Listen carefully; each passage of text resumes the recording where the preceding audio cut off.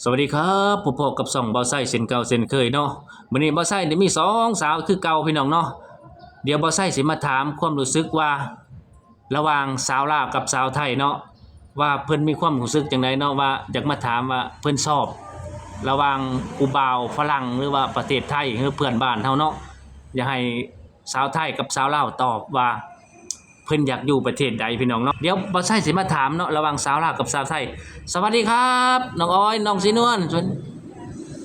เดี๋ยวบาไส้จะมาถามน้องออยว่าระหว่างประเทศไทยประเทศฝรั่งจังซี่นะประเทศเพื่อนบ้านเฮาญี่ปุ่นแล้วแต่นะคิดว่าน้องออยว่าความคิดอะอยากได้ผู้บ่าวประเทศใดเอ้าอยากได้ผู้บ่าวประเทศดูไบดูไบบ่เป็นหยังคือว่าอยากได้ประเทศดูไบค่าเงินเขาสูงค่าเงินเขาแพงอยากได้แบบนี้บ่ แม่นค่ะเงินนี่สำคัญ เงินนี่คือสำคัญสำหรับของน้องออยแม่นบ่แม่นค่ะเออบ่ใช่กันเนาะก็คือว่าอยากไปเที่ยวนำแน่บ่จังซี่บ่ แม่นอยากไปเที่ยวอยากนั่งเครื่องบินเกิดมายังบ่เคยนั่งเครื่องบินจักเทื่อสมมุติว่าผู้บ่าวไทยหรือว่าผู้บ่าวเอเชียมาจีบนี่น้องออยสิคิดจังได๋สมมุติว่าถ้าเว้าภาษาเขาเป็นเว้าภาษาเขาได้เนาะก็อยากได้ผู้บ่าวต่างประเทศนะอ๋อ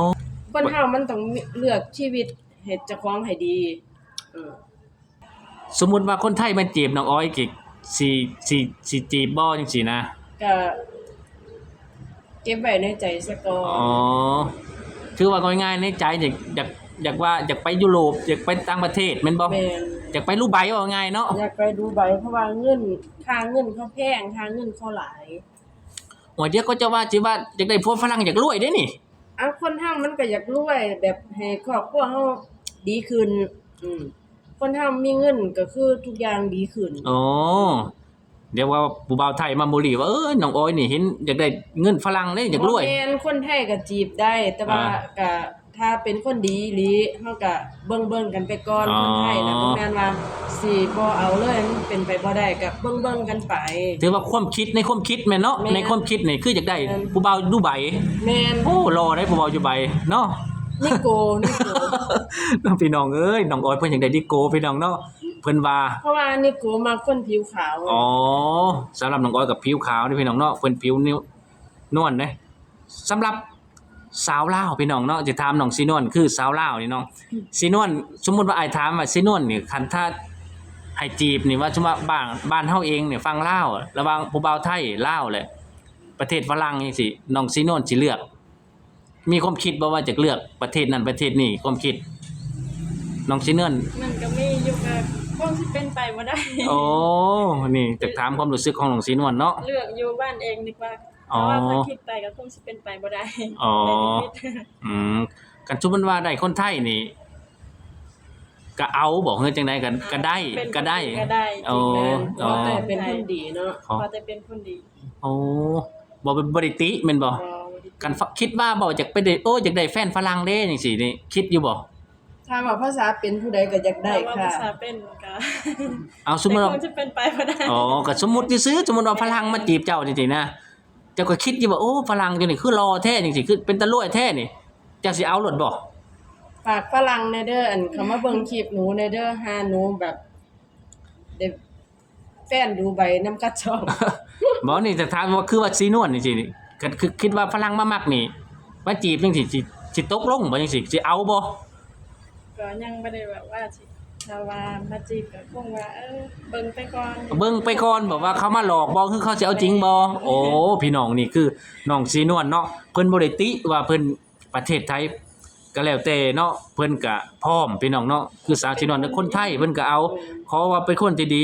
อายุหลายก็บ่เกี่ยวแม่นบ่ขอว่าเป็นคนดีเนาะพี่น้องเนาะนี่คือจากปากสีนวลเองเนาะพี่น้องคือสาวลาวว่าบ่ติว่าแก่อายุหลายกว่าก็เพิ่นก็เอาพร้อมอายุ50บ่นี่40ขึ้นบ่จังซี่เนี่ยเพิ่นก็พร้อมเนาะคือสีนวลเนาะสีนวลเนาะเพิ่นบ่ได้ติคือน้องออยนี่คนไทยนี่เพิ่นอยากได้ผู้บ่าวรูปใบพี่น้องเนาะคือมันอยากขี่เรือรูปใบบ่คือว่าอยากขี่เครื่องบินน้องออยอยากไปเที่ยวต่างประเทศอยากไปประเทศเขาความคิดอยากไปประเทศแม่นบ่แม่นชีวิตนี้บ่เคยได้ไปบ่บ่เคยได้ไปอืมอยากไปคือว่าอยากไปคือว่าอยากเห็นผู้บ่าวนิโกแม่นบ่อยากเห็นผู้บ่าวนิโก อยากใช้ชีวิตแบบสบายๆจักเทื่อหนึง อ๋ออ่ะไปฝันหาเดี๋ยวสิมีเดี๋ยวอาจสิพาไปหาดอกแถวพัทยาหลายขนาด แต่ว่าไปซุ่ม4ซุ่ม5ก็บ่ได้เด้อเนาะ แม่นซุมื้อนี้ฝรั่งเขาก็เลือกคือกัน อ๋อ ถ้าไปตัวเขาบ่ได้เด้ ซุมื้อนี่แม่นบ่ แม่นเพราะว่าเขาก็เบิ่งคนคือกันว่ามาหลอกเขาบ่ อ๋ หยัง อ จัง ซุมื้อนี่คือว่าฝรั่งเพิ่นก็พัฒนาขึ้นเนาะ แม่น บ่ได้คือแต่ก่อน แม่น สมัยแตะคุมื้อนี่ฝรั่งขี่รถไฟฟ้าหลายได้ บ่ โอ้ยเดี๋ยวนี้ฝรั่งขี่รถไฟฟ้าแล้ว เขาประหยัดคือกัน นั่นแหละเขาฮู้ว่าเส้นทางเขามาบ่อยบ่หรือว่ากันจังได๋เนี่ยบ่ใช่ก็บ่ฮู้เนาะแต่กี้น่ะฝรั่งเพิ่นสิเอาแต่แท็กซี่ แม่นบ่เยอะแท็กซี่แพง แต่แท็กซี่เอาฝรั่งมาแพงนำกันเนาะเทื่อน่ะฝรั่งเขาก็ฮู้บัดนี้ แม่น บัดนี้เขาฉลาดเด้ฝรั่งเขาก็ขี่รถมีบ่จังซี่หลายพี่น้อง เขาฉลาดเขาบ่ได้โง่อย่างที่คิดเด้เขาก็เก่งคือกั โอ้ นเขาสิไปหลอกเขาบ่ได้ บ่ได้คือเก่าเลยแม่นบ่ ม่น ตะกี้แต่ก่อนน่ะมีแต่ว่าได้ผัวฝรั่งเลยรวยซุมื้อนี้มันก็มีความเสี่ยงแม่นบ่อ้อย เสียงแต่ ครับ ว่าก็แล้วแต่ดวงคน โอ้ แล้วแต่ดวง ลางคนเพิ่นว่าได้ผัวฝรั่งรวยทุกคนบ่แม่นบ่ บ่แม่นบางคนก็ได้แล้วก็บ่มักดีก็ทิ่มผู้บ่าวฝรั่งไปเอาคนไทยจังซี่เยอะแยะ อ๋อสลับปรับเปลี่ยนไปเนาะ แม่นแต่ก็บ่ได้ว่าให้ทุกคนนะ อืม หมายถึงแบบว่า สมมุติ ที่สมมุติที่ข่อยเห็นมา อ๋อ เอาเงินมาเลี้ยงคนไทยผัวฝรั่งจับได้เขาก็เลิก โอ้พี่น้องเนาะมันก็บ่แน่นอนแต่เนาะ ถ้าแม่นข่อยนะ ถ้าข่อยได้ข่อยสิบ่นอกใจ สิซื่อสัตย์กับเขาว่าจังซะ ซื่อสัตย์กับเขาเออ โอ้พี่น้อง สิดูแลเขาให้ดีจังเต็มที่ว่าจังซะเนาะ แม่ กราบ ถึงเขาส่งเงินให้เฮาใช้แม่นบ่เฮาก็ต้องมีงานเป็นของเจ้าของ มีธุรกิจเป็นของเจ้าของบ่แม่นว่ามันนอนใช้แต่เงินฝรั่งมันก็บ่แม่น อ๋อก็คือว่าเฮ็ดงานนำว่าไงเนาะ แม่เฮาก็ต้องมีธุรกิจของเฮานํถ้ามารอกินแต่เงินเขามันก็เป็นไปบ่ได้ เพื่อเขา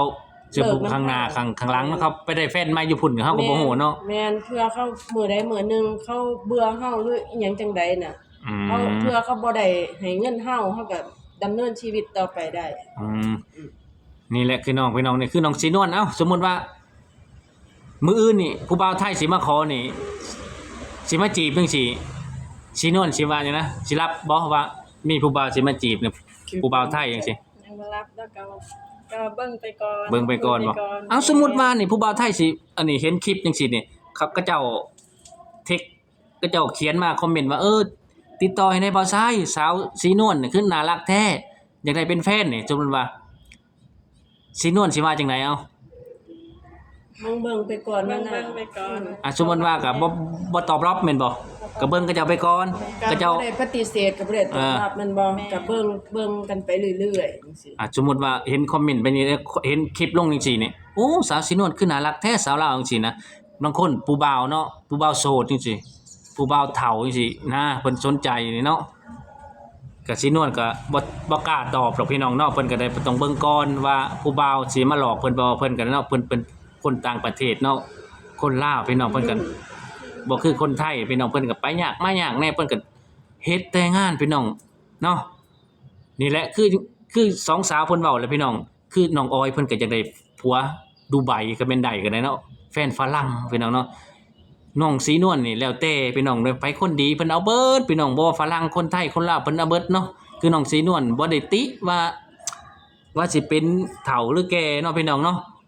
ขอว่าเป็นคนดีเลี้ยงเพิ่นได้รักษาเพิ่นได้เนาะเพิ่นก็บ่ได้ว่าขี้เกียจความเฮ็ดงานเพิ่นขยันเด้น้องสีนวลเนาะตรงเวลาเฮ็ดงานเข้า 8:00 นเลิก 5:00 นเป๊ะพี่น้องเนาะเอาบ่ใช่จบคลิปไว้เพียงส่ำนี้เนาะคลิปหน้าจังพ้อกันเนาะสวัสดีครับสองสาวสวัสดีจ้า สวัสดีจ้า โอเคบ๊ายบาย